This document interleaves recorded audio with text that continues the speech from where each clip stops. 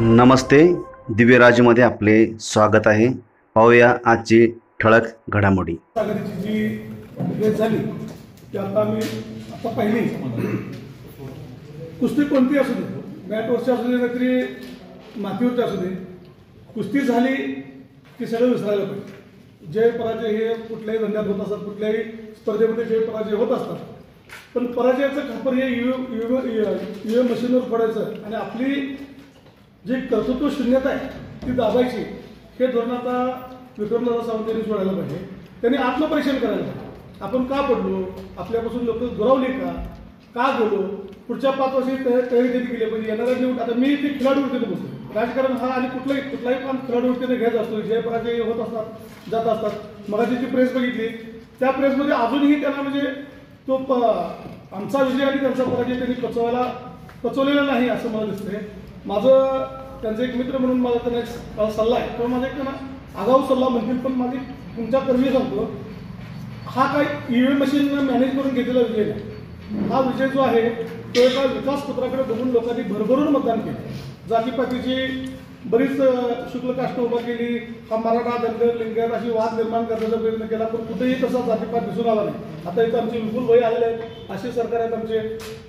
वाळकिंडी जर मराठाच्या बहुल असलेलं गाव किंवा माझा मतदारसंघ हा बनावी मतदारसंघ मराठा बहुल मतदारसंघ आहे, तरी सुद्धा आम्ही तिथे बऱ्यापैकी हाईट दिलं. बऱ्यापैकी म्हणजे मराठ्यांची मतं, मराठा समाज झालं, लिंगायत समाजाची मतं आले. त्यामुळे ईव्हीएम मॅनेज म्हणून एक मतं आलेली नाही. ही मतं ही विकासाकडे आणि माननीय आमदार आमचे गोपीचंदजी पडळकर साहेब यांच्या नेतृत्वाकडे बघून आलेली मतं आहेत. आणि त्या मताचा अनादर करणं म्हणजे लोकशाहीचा अपमान आहे असं मी म्हणतो. ईव्हीएमचा अपमान किंवा ईव्हीएमला नाव ठेवून तुम्ही तुमचं जे कर्तृत्व शून्यता तुम्ही झाकताय ते झाकू नका. आता याच्यापुढे माझा तुम्हाला एक प्रेमाचा सल्ला आहे की तुम्ही हा पराजय मान्य करा आणि पुढच्यात तुम्ही लढा. आम्हाला पण मजा येईल. नाही तर पुन्हा कसं विरोधक जर म्हणजे असा काय तर ढकलून मोकळा झाला तरी मग आम्हाला लढायला मजा येणार नाही. आमची विरोधक देखील स्ट्रॉंग असावं अशी आमची इच्छा. आता दुर्दैवाने ते विधानसभेमधलं विरोधी पक्ष नेतेपद पण त्यांना पण मिळत नाही, ते आणखी तर जास्त मोठं दुर्दैव आहे. पण तिथं जतमध्ये तरी किमान आम्हाला चांगला विरोधक असावा अशी आमची अपेक्षा आहे. आणि ती अपेक्षा माननीय विक्रमदादा सावंत यांनी करावी. त्याला गेल्या 5 वर्षामध्ये आमदार म्हणून त्यांनी चांगली कामं करावी ही आम्ही पूर्वीपासून अपेक्षा करतो. तर त्या अपेक्षेवरती पण त्यांनी जरा थोडंसं त्या कमी पडल्यामुळे त्यांचा पराजय झाला. तर त्यांचा पराजय त्यांनी आता फार मनावर लावून घेऊ नये. आज आमच्या नेत्यांनी सांगितलेलं, आमदार साहेब पडळकर साहेबांनी म्हटले की माझा शत्रू कोणी नाही, माणूस कोण शत्रू नाही. तिथली गरिबी, भ्रष्टाचार किंवा इथला जे सोयता किंवा जे पाण्याचं दुर्भिक्ष आहे ते दुश्मन आहे, आपलं ते शत्रू आहे. मग आमचा नेता कुणाला शत्रू मानत नाही, तर तुम्ही कुणाला शत्रुत्व न मानता खिलाडूवृत्तीनं आपण काम करूया. तुमचे काही सूचना असतील तर तुम्ही मांडत जावा.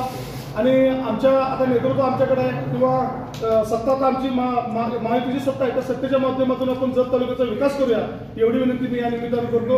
आता इथून पुढे संघर्षाचा कुठला मुद्दा न करता, संघर्षाचा अध्याय न करता विकासाचा अध्याय आपण घ्यावा अशी विनंती मी महायुतीच्या माध्यमातून, आमच्या सर्वांच्या माध्यमातून महाविकास आघाडीच्या पुढच्या नेत्यांना सगळ्यांना करतो.